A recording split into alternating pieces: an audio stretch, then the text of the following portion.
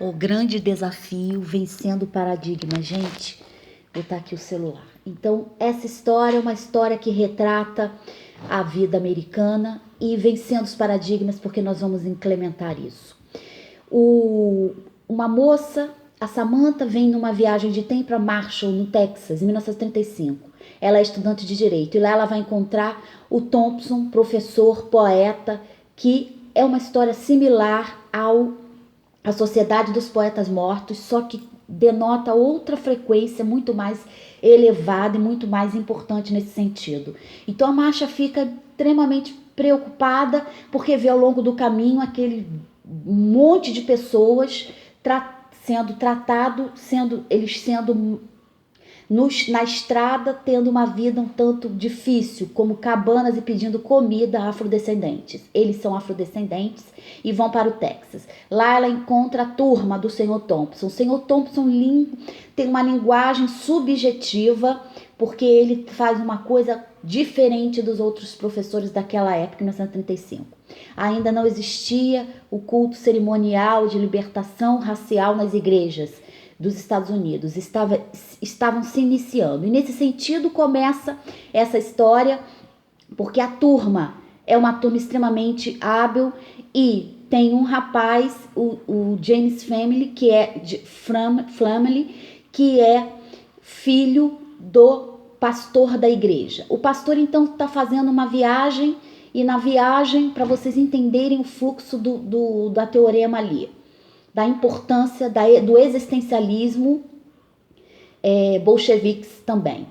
Então entra nesse assunto que eles começam a fazer palestras na universidade. A Universidade do Texas é mais simplória e aonde tem a graduação dos afrodescendentes como criminalista, em perícia técnica criminalista. E a Samantha quer ser advogada, mas os outros são criminalistas. Então o Thompson começa a escavar dentro da mente deles o paradigma do passado, aonde o Lyncham, que foi um escravocrata, pendurava os afrodescendentes americanos, colocavam piches, galinhas, colocavam num braço de outro numa corda e puxavam. Daí vem a palavra linchamento, que o Sr. Thompson utilizou nas palestras junto com eles. Sr. Thompson aborda de uma maneira poética, porque naquele tempo não podia ser de outra forma, indo diretamente ao núcleo central e frontal da mente, o inconsciente. Então ele utiliza as técnicas de inconsciente coletivo para instituir aquelas crianças. Ficam 4 na turma deles, que são os maiores. Ele bota um quadrado no chão. Isso aqui é piche, isso aqui é chapa quente. Então ele diz: entra nessa chapa quente aqui. E começa a ser abordado de diversas formas, pelos estudantes, cada um sendo inserido diversas formas a debates. Debates, porque eles vão ser advogados, eles vão ter que estar diante ao debate e estar tinindo em todas as matérias. Então ele começa a falar poetas ingleses, afrodescendentes, que lutaram e estão lutando até hoje. O Sr. Thompson então começa a acender no Flamel, o Flamel vai todo arrumado, passa base, passa tudo e vê aquela menina Samantha e se interessa pela Samantha. Mas tem o outro também, que é o Wilkie, que ele também se interessa pela Samantha, é o mais velho, e ele é extremamente inteligente, mas ele joga numa taberna e lá ele se interessa por uma mulher casada, o homem vem com uma faca, lutam, mas ele sabe todas as matérias a nível de poesia, a nível de literatura. E isso é importante, porque ele vai para um debate. Então, o que acontece? Eles começam a fazer os enredos ali, e como as universidades estão chamando, eles estão começando a subir para as universidades até chegar ao topo, que é Harvard. Só que no caminho o Sr. Thompson encontra um tipo diferente de aula. Ele começa no celeiro a dar aula a ensinar a libertação bolcheviques para os brancos e os afrodescendentes, os caucasianos e os afrodescendentes. Enquanto isso, o pai do James, que é o pastor, vai para uma fazenda, anda na estrada, e lá na estrada ele é abordado por 2 homens, brecam o carro violentamente, E quando ele manda todo mundo ficar no carro, ele sai. E quando ele sai, uma porca está na rua morta. E ali não vai ser só o começo, mas vai ser um enredo de tudo. Um enredo psicológico do drama vivido daquelas pessoas ali. Parte do drama. Ele então sai e eram 2 homens caucasianos. Os homens dizem, paguem pela minha porca, $25. Eu não tenho, senhor, para o pastor. Então o senhor me dá um cheque. Aí ele pega o cheque da mão do homem de $25. Ele joga o cheque no chão e diz, pegue o cheque. O homem, como é pastor, diz, fique no carro, Fleming. Fleming sai e está vendo aquilo tudo ali. E isso vai incutir em sua mente, no inconsciente coletivo, para o existencialismo de uma luta corporal brutal. E nós vamos ver essa luta, o que se sucedeu a essa luta há muito tempo atrás. Então, como sobreviver àquilo ali? Ele levanta e dá para o homem e diz, agora você me ajude a pegar o porco, porque vocês afrodescendentes não querem sujar suas mãos. E o homem todo elegante, falando uma linguagem, fala 3 idiomas, é o mais influente do Texas ali, e afrodescendente. Ele então entra no carro e diz, fique quieto, family. Porque o homem engatilha naquele momento ali para conversar com o pastor uma arma. Então, a partir do momento que você engatilha uma arma, acabou toda a conversa. Não há conversa. Ali é uma afronta de poder. Ali eu sou o poder, eu estou à frente, não discutam e não retrucam. Simplesmente obedeçam. E foi isso que intimidou o homem. Saindo dali, o rapaz então entra no meio do professor, vai à busca do professor, na casa do professor, e lá o professor não está, ele vai no celeiro e encontra lá milhões de trabalhadores sendo influenciados pelo Thompson, a revolução industrial daquele momento ali no Texas. Ou seja, vocês são mão de obra não só como negros, mas como brancos, ensinando a eles técnicas de combater os fazendeiros. E isso tudo tem a ver com a necessidade intrínseca do professor. O professor já está de olho, a polícia já está de olho nele e todos os contados. Então ele está ali e o xerife diz, nenhum afrodescendente de outro estado vai vir aqui tentar trazer diferenças e desigualdades entre brancos e negros, fomentando uma guerra industrial com os fazendeiros locais. Os fazendeiros locais querem matar o Thompson. E o Thompson faz poesias e artes e dá aula para essas crianças. O pai, então, do pastor vai até o menino e diz, aonde você esteve, Fleming? E ele não pode dizer. E o professor diz, não diga onde você esteve. E o pai fica abismado porque nunca o Fleming agiu assim. E o Fleming diz, o senhor quer que eu faça como o senhor fez? Que se abaixe para pegar o cheque, toma-lhe um tapa na cara e vai para o quarto. E aí começa uma divergência. Só que essa luta não é com uma criança, a luta é muito maior. Nesse sentido, nós podemos entender que a lei de Talião, ou seja, em Santa Agarra, em Sancristo,